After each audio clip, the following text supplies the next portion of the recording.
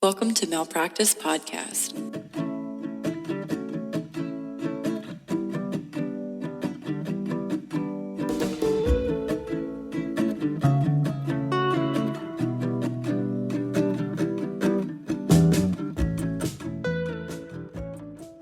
So, are you ready to get started?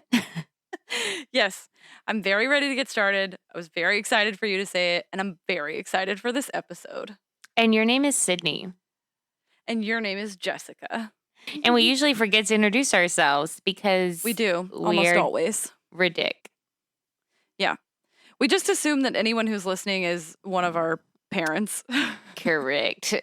Also, I convinced my dad to listen to our podcast, and I was like, hey, Oh my you should really God. listen. Right. My dad is not tech savvy, so this was like a big deal. And he started listening to podcasts, and then he was like, have you ever heard of the podcast Meat Eater?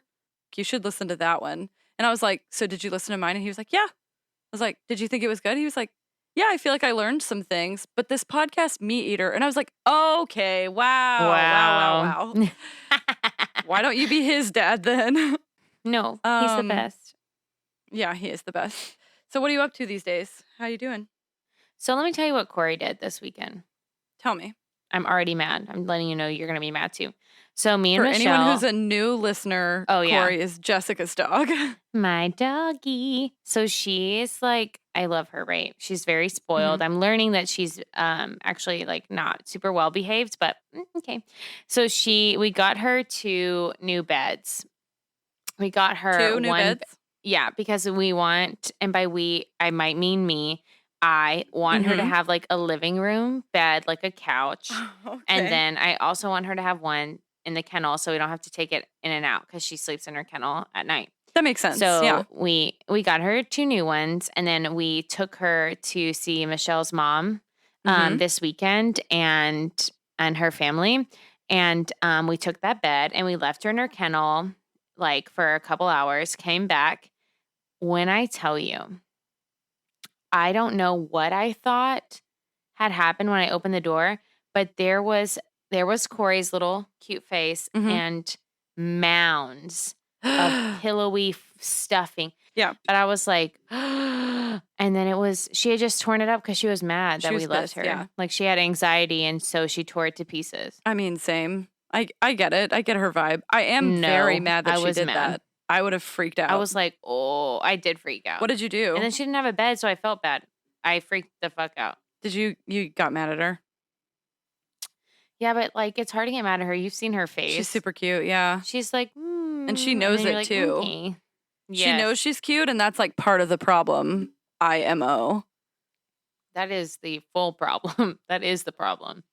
But all that to say, I went and got her another one today. Love that. Of course you did. What else is new?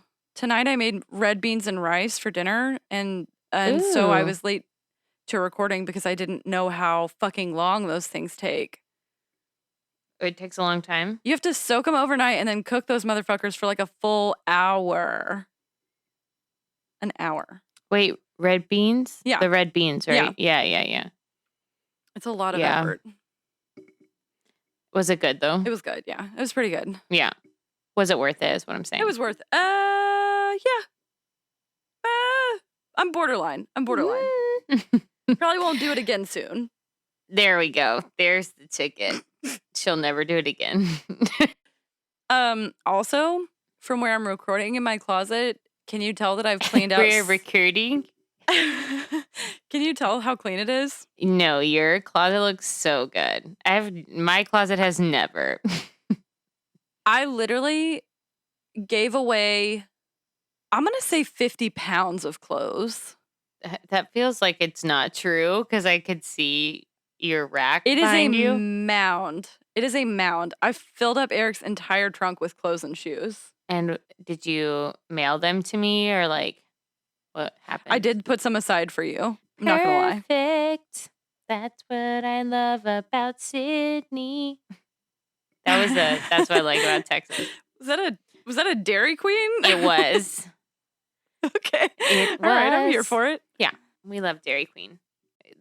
Jesus, if I had to name stuff, it would be the stupidest names. Same, honestly.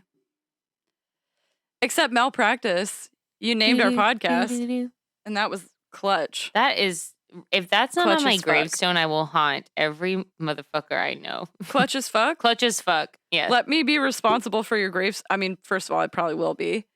But I will absolutely put that in your gravestone. And if you think I'm joking, you about to see from beyond. I have no idea what's going on outside of my house, but if anyone else can hear this, I'm so sorry because there have been like 16 sirens since we started recording. And Eric, our chief sound engineer, just texted me and he was like, the sirens must be great for your podcast recording. Okay, his sarcasm is going to get him demoted super quick. Or he's always playing around.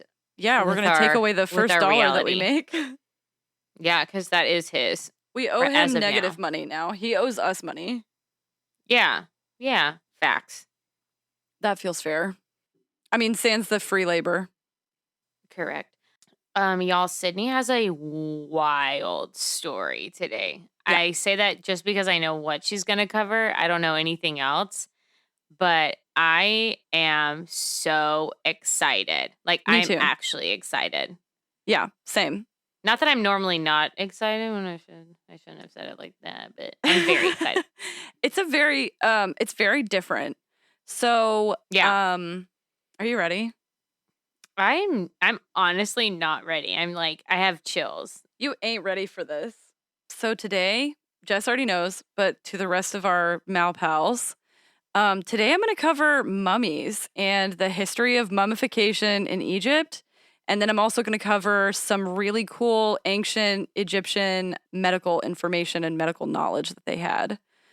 So I'm going to start off with the story of Osiris and Isis. So these are, this is a god and a goddess that was like one of the most important couples in ancient Egyptian mythology. So Osiris is considered like one of the most important, if not the most important god of ancient Egypt. He's often pictured in their mythology wearing a crown that would have made him like a pharaoh or a king of Egypt. And throughout his life, people said he was actually a king and he was super chill and fair and the land prospered under him and like everybody loved him, right? Unfortunately, this made his brother Seth like mad jealous. So one day Seth snuck up behind him. Sneaky Sneth. Seth snuck up behind him and murdered the king by literally stabbing him in the back. Is that where we get that phrase? Yes. So maybe, I don't know. I made that up. You know that for sure. No. No, I straight up just made it up. You say yes with conviction. I said, oh, okay. So much conviction, right? That's the key to everything, really.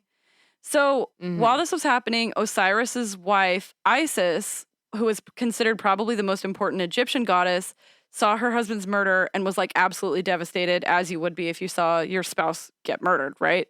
Right. So she took his body and she hid it because she knew magic that could bring him back to life.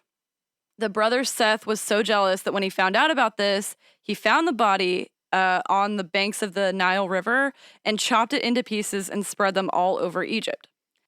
Okay. Yes, feels like overkill, but what do I know? Literally the most, that is not where I thought that was going to go. So I thought he was aggressive. going to like stab her. Like he just, sneaky Sneth loves to stab, but no, he likes also to chop. And dismembering. So, ew. The grieving wife, Isis, who is also like, she's like a badass witch queen bitch. Okay, we love her. A witch queen bitch. Sounds like something my students used to call me. I just submitted grades, so some of my students are probably calling me that. Right meow. Right meow. She collected the pieces of her husband's body and she put them back together with linen cloths, like strips of linen cloths. Got and it. She was now able, I see. Yes, through her witchiness to bring his soul back to his dead body and reanimate his dead body. So Osiris, after that, became the god of death and resurrection, and people started looking to him to help them understand and cope with their end-of-life rituals. And that's how mummification became a thing, because according to their like cultural and religious beliefs, it was kind of widely believed that if people cared about you enough after your death to prepare your body this way, you could also come back and continue living on in the afterlife. What is Isis? Is she like the queen of death or what? She's Just like a she's witch got a bunch queen? of different things, but Isis is like she's the goddess of a bunch of different stuff, like fertility, and I think she has some stuff to do with like resurrection. But I know she also like Yeah, I think sounds watches right. over moms while they're like giving birth and stuff. She's like spring and fertility and like, Got it. Okay. that's her whole vibe. So the earliest mummies that they ever found were prehistoric and were probably made accidentally, because in Egypt there's lots of like dry air and sand in the air that made buried bodies really easy to preserve. So it wasn't until 2600 BC or so when they started intentionally mummifying their dead during the 4th and 5th dynasties of interesting. ancient Egypt. The quality of the Okay. mummification process basically depended on how important you were and how much you paid for it. So some of the best preserved mummies include the pharaoh Tutankhamun, whose burial treasure included over 5,000 intact pieces with a mask and a coffin weighing over 120 kilograms of solid gold. And I'll be telling you more about that guy's story in a bit, because it is absolutely authentically wild. Dang. So mummification was part holy ritual and part medical practice for the people of ancient Egypt. So there were statues and engravings that showed doctors and nurses working side by side with priests to help with the mummification process. And it was like a really carefully orchestrated ritual. Interesting. In May of this year, in 2020, a team of archaeologists and Egyptologists discovered what is called the necropolis at Saqqara. And that's the first ever completely intact burial complex that's ever been discovered, which told them a ton about how the process actually worked. Wait, this year? This year, yeah. In the year of our Lord COVID? Yes. From what we know now, the whole process took 70 days. And the first step was basically removing all their vital organs, because obviously they had figured out that if they left them in the body, they would cause decay of the body. I wonder, do you ever wonder how these people figured this stuff out? I think it's just trial and error, honestly. Yeah, but who was like, you know what, you guys, we got to figure out what is making these bodies Get decay. yucky. Let's take everything out of it and see what, who's the first guy who's like, look, I got a weird request. Like, who's that guy? Who's the first guy that saw a cow and was like, give me them titties? Chip, chop. Because that's the guy. I thought you were going to say, well, I think what they did was they saw the little baby cows drinking and they're like, They were like, I'm thirsty too. Literally, that's Feels what I think. a little gross to me, Weirdos. but okay, do you? Okay. Feels super gross. In the next step, they stuck a little hook. I'm still stuck on your titty joke. So excuse me as I laugh. So in the next step, they stuck a hooked object up the nose to break through the ethmoid bone, kind of at the top of your nose. It's where you'd have to break through your skull to reach your brain. It's where they touch for the COVID test. Correct. Yes. All the way there. That was good. Just scrape it. That was really good. I ain't even mad. Just about COVID level. Yeah. So they hit the COVID spot, and then they break through your skull, and they pull the brain out through your nose. Okay. And so brains are like elastic, or like, what the fuck? How? they're kind of like, they're smushy but harder than you would expect. I mean, you're a scientist, so you would know. I touch brains all the time. That is, fuck, that right there. You're a next topic, because that shit is wild. Can you touch a brain, yes or no? No. Okay, fair enough. Me, no. You, yes. Me, yes, I do it. So they thought that this organ, the brain, was basically useless. So they just threw it away. They took it out and they were like, bye. And they did all of this without disfiguring the face, because the person is going to get to the afterlife and they want their loved ones to know who they are. So it's important, especially if you're super rich, that they don't mess up your face while they're doing this. Yeah. Then they cut open the left side of your torso and they remove the stomach, liver, lungs, and intestines, and they would actually leave the heart in place. because they believed that the heart was like the seat of human intelligence.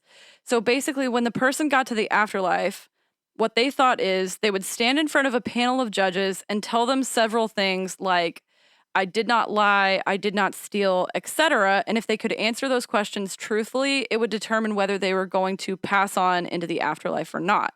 So if they didn't pass on, where did they think they went? They just stood there for eternity being like, I did not lie. And they're like, you a liar. No, there's some bullshit coming. So. Oh, really? Yes. Oh, shit. Okay. To test whether they were telling the truth, they would put the heart on a giant scale and it was weighed against what they called the feather of truth. If it was heavier than the feather, like you have a heavy heart because you're lying about shit. If it was heavier than the feather, the heart and the person would get eaten by a giant crocodile god. Okay. Wait. Let me run that back. Uh-huh. You keep your heart. You lose everything else. Fuck your brain. Fuck all that shit. Yeah, nobody cares about that. Keep your heart. You go to the afterlife doors, and there's like a panel. A panel of like 60 people? judges, yeah. Oh, 60? 60, okay. yeah. So you got 60 people to convince, and they're like, nah, you got to ask the feather about this business. So you get the feather, you take your heart out of your already otherwise empty body, you measure it, and if it's heavy, a crocodile god eats you. Correct, yeah. Yeah, that's all right. That is weird. But they were really into this, and they thought that basically this was like your second life. So as soon as pharaohs started getting into power, they would immediately start preparing their tombs because they were like, okay. Eventually, this motherfucker's going to die. It's like 2000 BC. Like, I'm going to die any day now. So I better start prepping now. Interesting. That's wild. In the next step, the body is dried with natron. And natron is like a sodium-based chemical, and it's basically baking soda and salt. And they packed it around the body. And so it left this like super dried out, but really recognizable human form. So your face still looked like your face. Okay, that's so creepy, but okay. You were just dried out, right? Like all the water leaks out of your skin. So after 60 full days of being dried out. So you're beef jerky by this point. The body would be wrapped with linen bandages. Yes, you're basically beef jerky. And the priest wrapping it would be reciting spells and burning incense because these mummies were like really sacred beings who were like about to transfer into the afterlife. Plus that, you got to pray for that crocodile god not to eat your ass. Stay away from me, Croc. So. You and, what is that guy's name? The Sneak? What was his name? Seth. Sneth. Yes. Sneth. Sneth the sneaky snake. Yeah, he might be there too. I don't know. So if you were rich as fuck, they would also, while they were wrapping your bandages, they would wrap a mask of your face between the layers so you would be extra recognizable. Wait, what? So when they were wrapping, they would put like a face mask. And so like King Tut, when we talk about him later, his tomb, he had a solid gold face mask that weighed 20 pounds of solid gold. Because he was like just a casual, think about the masks we have to wear now. Right, correct. He's like 20 pounds of this bitch on his way to HEB. He's like, oh, you can't breathe? I'm actually fine. Yeah, no big deal. So while they're wrapping the layers, they would also coat the body in resin between the layers of linen to help preserve it. They might also include things like protective amulets, knives, or weapons. If you were especially good with like a bow and arrow, they would include a bow and arrow. For the crocodile or for what? What were they putting all that stuff Yeah, anything that might attack you. Oh, that's so interesting. So they were afraid in the afterlife that like your enemies would come for you or the crocodile, whoever. And so they wanted you to be able to protect yourself. So you're going to be in the afterlife with your enemies? Like they can't put you in a different afterlife so that you have some space? No, dog. Damn, so you can die in the afterlife? You all there. Jesus. Everybody's mixed in together. You can for sure get attacked in the afterlife and die. What the heck? Okay. It's like Life Part 2. Some scary stuff. Literally, nah, I'm not into that. They would also include like necklaces and other jewelry and like protective amulets. And the whole idea was to protect the body from danger that they might encounter on the way to the afterlife. They basically believed that the body housed the soul, even in death. So it had to be in good condition when you came back. When your soul came back to like reanimate the body, they wanted it to be in perfect condition. So you could just walk up in there and be like, what's up? I'm still alive. So the whole process basically like marked the end of your life on earth and began your journey to the afterworld. And in the afterworld, you needed lots of stuff around you to be like happy like you are in real life, right?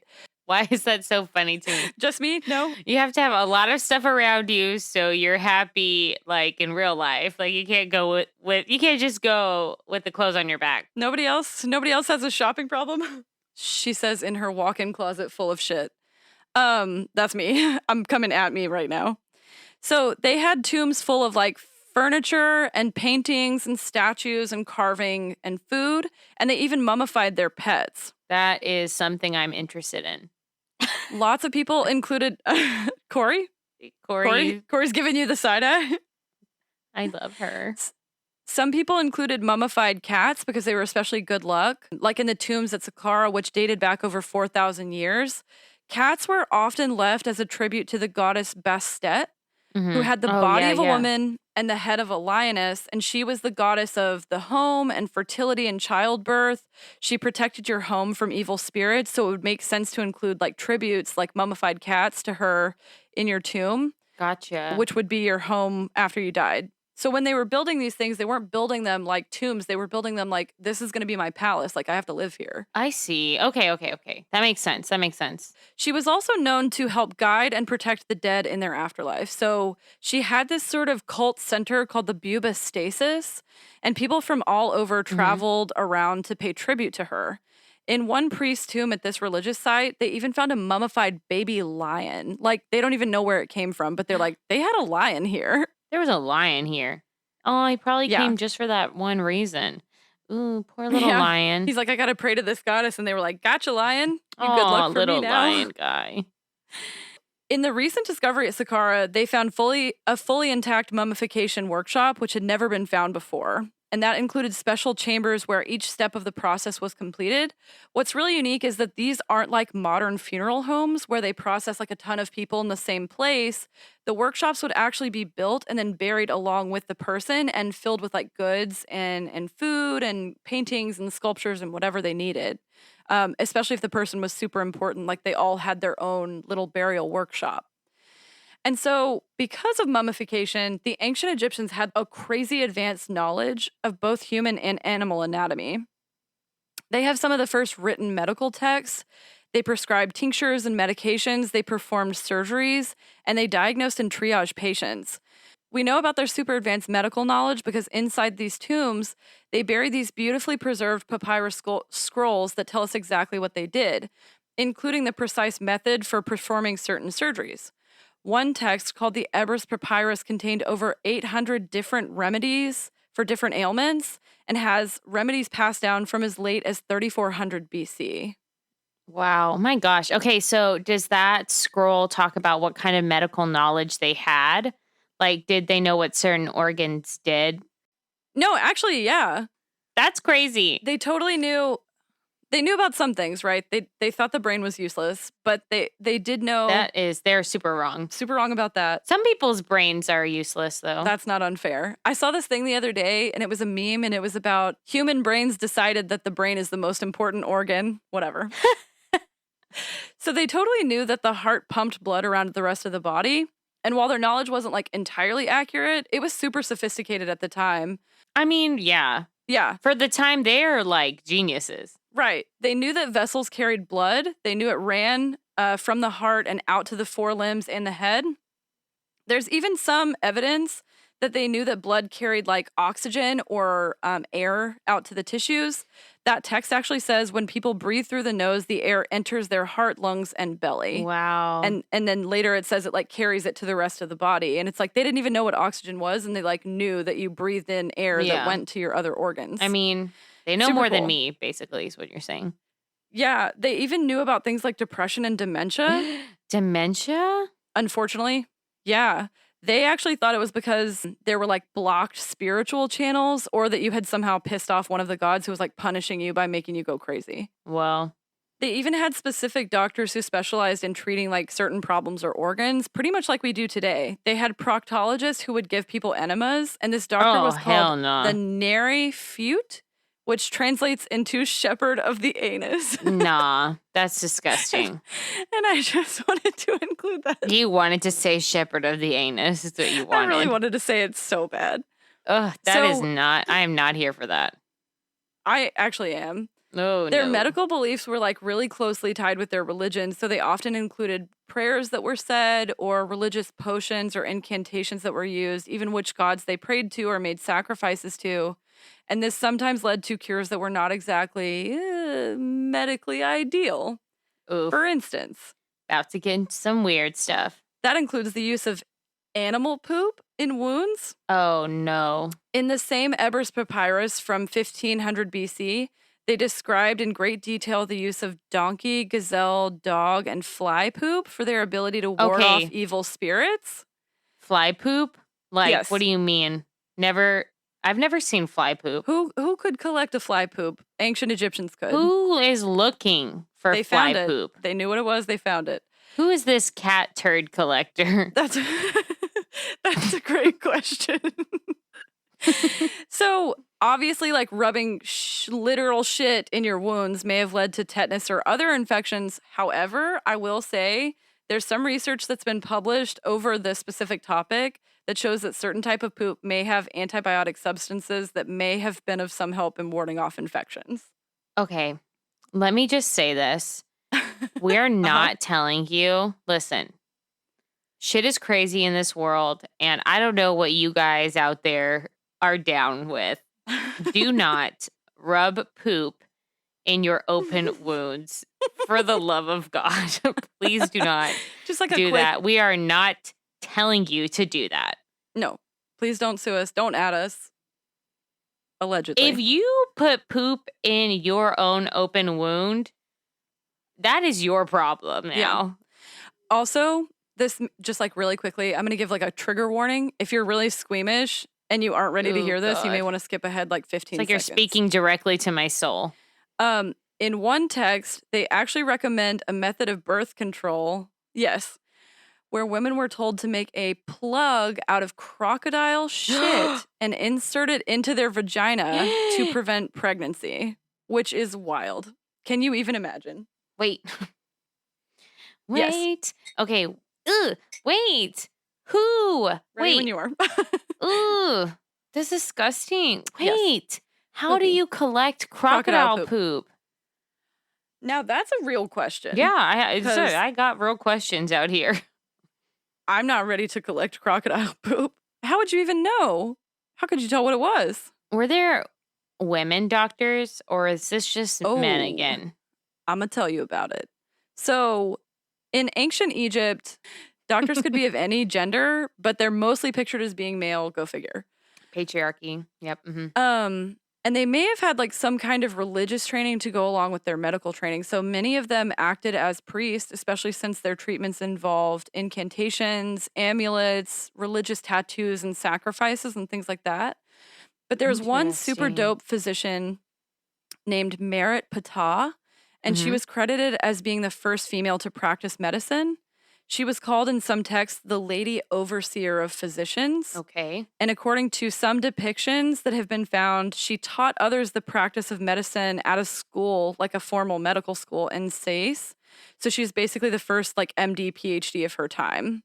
Okay, bitch. There was also famously, because I knew you were going to ask about this, so I wanted to be ready. There was also famously this woman named Agnodice from Athens. Wow, that is a beautiful name. Honestly, I don't hate it. She don't left either. ancient Greece when she was denied entrance into medical school for being a woman. And so she went to practice in ancient Egypt where women were like widely respected in the field. And she was like, hell yeah, I'm going to take my talents here. Mhm. So they also had this other famous text that they call the Hearst Medical Papyrus. And it shows that they knew actually pretty well how to treat urinary tract infections. They had cures for common issues like diarrhea. They knew about contraception, fertility. They actually developed the earliest known pregnancy test. What was it? Do we know? I do know, I can tell you a little bit about my frogs that I work with in the lab. My frogs originate in Africa, and they're called African clawed frogs, so maybe this was it, I don't know. But when you're pregnant, you produce a hormone called human chorionic gonadotropin, and if pregnant women pee on these frogs, it makes them ovulate because human chorionic gonadotropin stimulates ovulation in the frogs as well. So they probably did something like that. They peed on a frog, and then if the frog laid eggs, then they knew they were pregnant. Do you ever like look at yourself in the mirror and think, I'm the smartest bitch I know because I look at you on this Zoom and I'm like, how do you know this stuff? You know so much stuff. I know useless stuff. Everyone, go find a frog and pee on it. Go find a frog and pee on it if you can't Figure afford it a out. pregnancy test. That's wild. That is crazy cool. I mean, practice with caution. No crocodile poop is all I'm gonna say. Do the frog Don't thing. ever. If you're gonna try something here, pee on a frog. Stick to the amphibians, not the reptiles. So, another reason that the ancient Egyptians were really advanced for their time is that they valued cleanliness above all. And while they didn't know about like sterilizing medical equipment necessarily, their surgical mortality rate was actually lower for certain procedures than in most European hospitals until the mid 20th century. Damn. And this is like 3400 BC. Damn. So they were killing it. Yes. Unlike most people at the time, doctors were expected to like bathe and wash themselves every day. That is fucking wild that people didn't take baths, but okay. Yes, it absolutely is.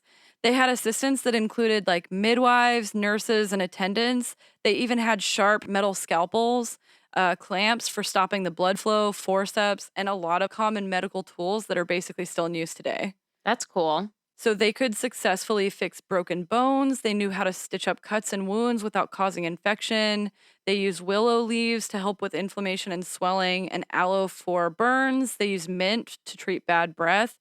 They basically had this like really advanced homeopathic understanding of medicine and treating the human body that's actually like really incredible for their time. Oh yeah, it's incredible for some people today. Honestly, authentically. So rulers from other empires at the time would even write to Egyptian pharaohs asking them to send their physicians to treat rulers' sick relatives. So they would like travel across the world to like help other people too. Are these the first celebrities, would we say? Authentically, it feels that way because there was a lot written about them. And Yeah. like, who else do you know about from 3400 BC? Shit. Nobody. I can't think of anyone from No. BC. Same. Of any kind of person. Literally. Okay, anyone. so are we going to learn about King Tut? Because I know that name. Like when you said his name, I was like, I know who that is. But beyond that, I don't know anything. Yeah, no, honestly, that's fair enough. So back to King Tut, okay, because the story of his mummification and discovery is like mad interesting. His tomb was discovered in 1922 by a British Egyptologist named Howard Carter. It took them over 10 years to catalog everything they found inside his tomb, including 2,000 gold sculptures, pieces of jewelry, and other items for like 5,000 items total. So all of this sounds super impressive, but basically everyone thinks that King Tut wasn't actually that good a ruler. He was just like super full of himself. He just like had a lot of shit, is what you're saying. Yes. His dad was like an OG pharaoh that people were like obsessed with at first. And his name is Akhenaten. And he was married to Queen Nefertiti, who I feel like everyone will recognize that name. Yeah, I know who that is. Yeah. So that's King Tut's maybe mom. Nobody knows. Yeah, you ain't wrong there. Yeah. Eventually, Akhenaten led people to worshiping only one god, which was like a complete 180 from what they've been doing forever, which is like worshiping multiple gods for like different reasons, right? Yeah, They had, like a sun god and a moon god and whatever. So basically, as soon as he took office or kingship, whatever, I was like, what do you call it? As soon as the electoral votes came in. Okay, he started implementing these changes where he's like, we're going to worship one god. And it was like not the main god. And people were like, okay, whatever you say. And then the Black Plague swept through Egypt and people turned on his ass quick. Yes. With a quickness. Because they basically assumed that he had angered the gods by making everyone worship this like one god. And they were like, okay, well, you're screwing up. Yeah, you definitely did. Then the royal harem, which is like a crazy phrase to me, was completely ravaged by the plague, as in the Black Plague. So many royals, including his wife Nefertiti, died. So he did the completely normal thing, which we would all do, and got remarried. Except he did it to his oldest daughter. No. Yep. Whose name is Meritaten. This is some shit. If this was a show, I would watch this shit. Authentically, I'm like, what are we doing not having a show about this? Literally. So, his oldest daughter's name was Meritaten. That's pretty too. Damn, they got good names. Right? And she decided it would be cool to take the title Great Royal Wife from her own mother. I mean, she's good. Yeah, right. But aren't they worried about seeing them in the afterlife? Like, I would be so concerned. Like, I'd be like, pack me extra 10 swords. Yeah, I because need, like, my mom was my coming for mom my might ass. be mad at me. So incest wasn't like uncommon at this time, but it obviously sounds like super weird when we talk about it That's now. true. And just wait because it's gonna get weirder. I cannot wait. Eventually, after their dad died, one of his daughters, a different one, was crowned as a pharaoh, but she was disguised as a male because Okay. women were not allowed to rule unless they were married to a male ruler. What's Gotcha. really weird is that Okay. there's some evidence that Meritaten, who was married to her dad, also married this new pharaoh, who was also her sister disguised as a dude. So these two sisters ruled as married female pharaohs, not queens, which is dope as hell, besides the whole incest thing. Well, I mean, listen. Yeah. Do what you got to do, girl. Yeah. Like, listen, weirder things have happened, I'm sure. That's cool. Honestly, that's cool. So basically, people thought that while the whole plague thing was like killing everyone, the pharaoh Akhenaten, their dad, wanted to keep his family in power no matter what.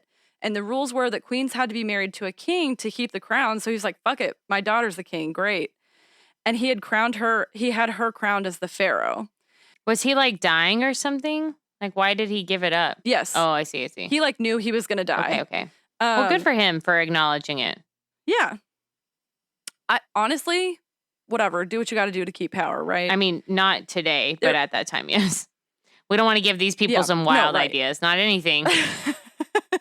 That is not unfair. Do you hear me, sir?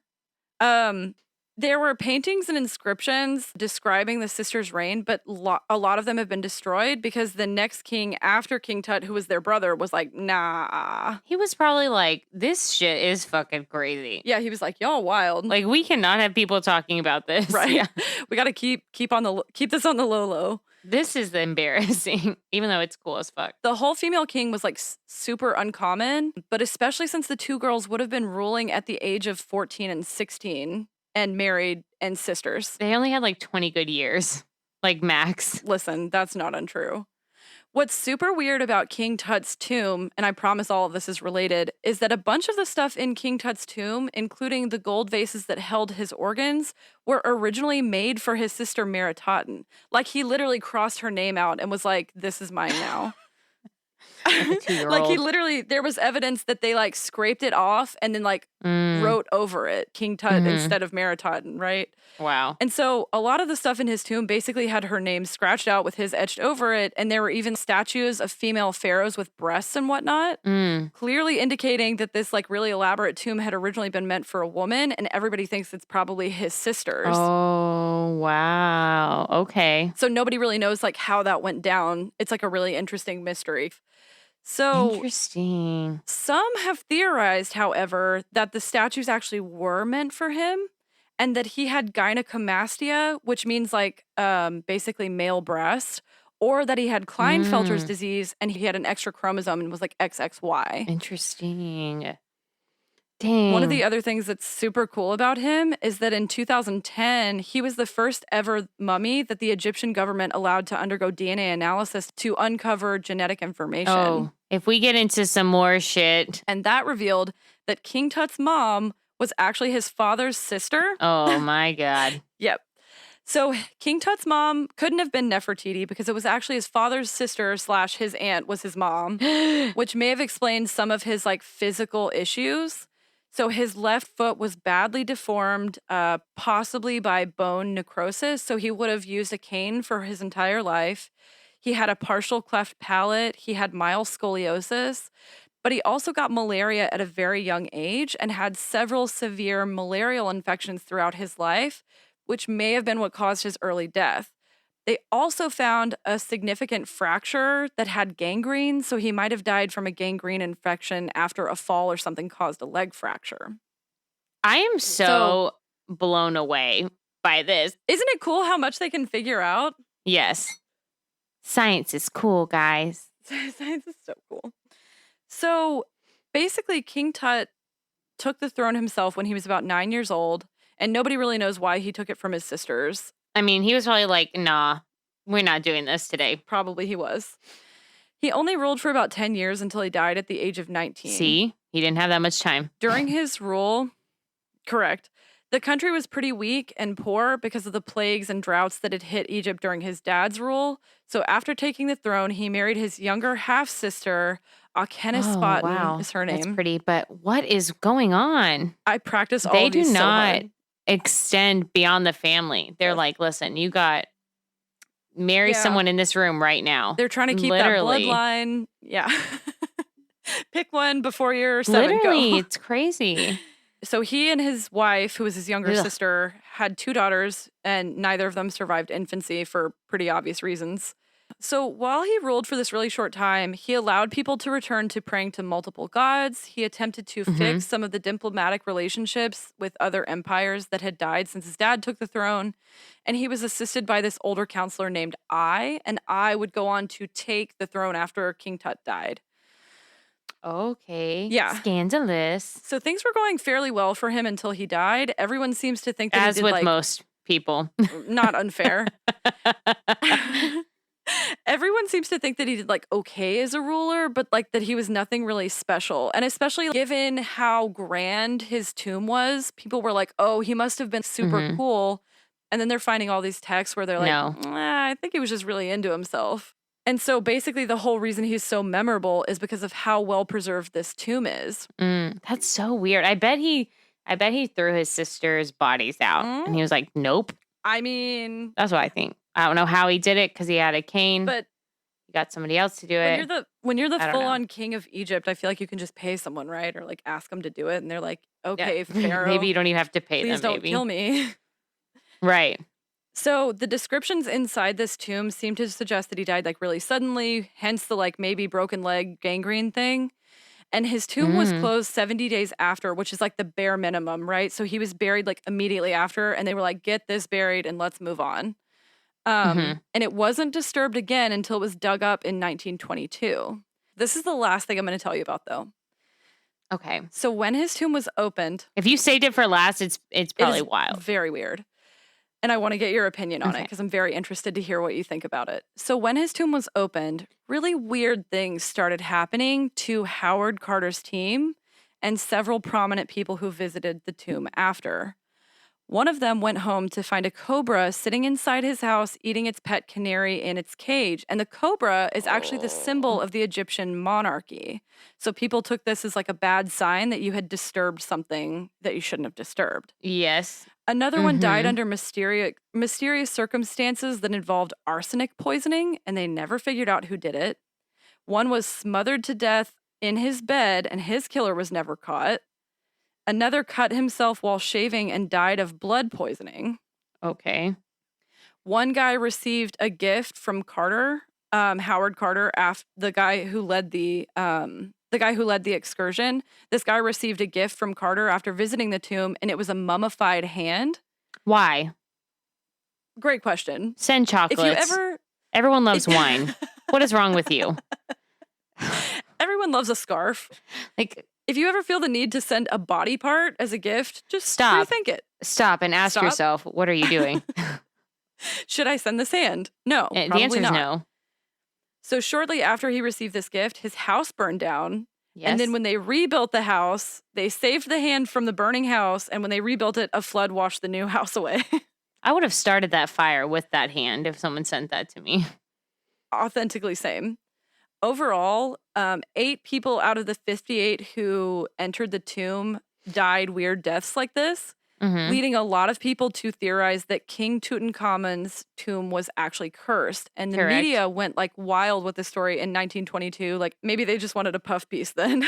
They didn't care. Yeah.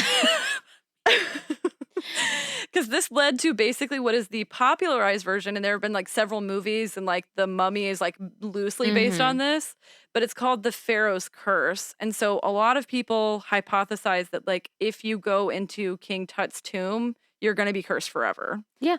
Who would do that? Who? Authentically who? Who? A of all. Not me. B of all. Do you believe in curses? Yes. Oh, okay. End of that conversation. Sure do. I expected more of a discussion, but here I am. I'm here for it. And same, kind of. I believe in all that stuff. I believe, like, tell me something, I probably believe it in. Do you like, believe in I'm ghosts? like, yes. You believe in ghosts? I'm on the fence. Yes. I'm on the fence because as a scientist, I'm like, probably not. But as Nope. as someone who is you not don't- trying to get listen, haunted, A bitch is not trying to get haunted. If someone was like, oh, cool, found this tomb, I'd be like, shut up, girl. We're not talking about that tomb and I'm not going there. Like, who? I mean, I know like history and science and like they want to preserve, not me. I don't want to preserve shit. I ain't the one. I do not want to know. Preserve I don't it want to with somebody see. else. I don't want to piss anything off. Like, who knows? Maybe Don't send me no mummy hand. do not send me that and I will send it right the fuck back.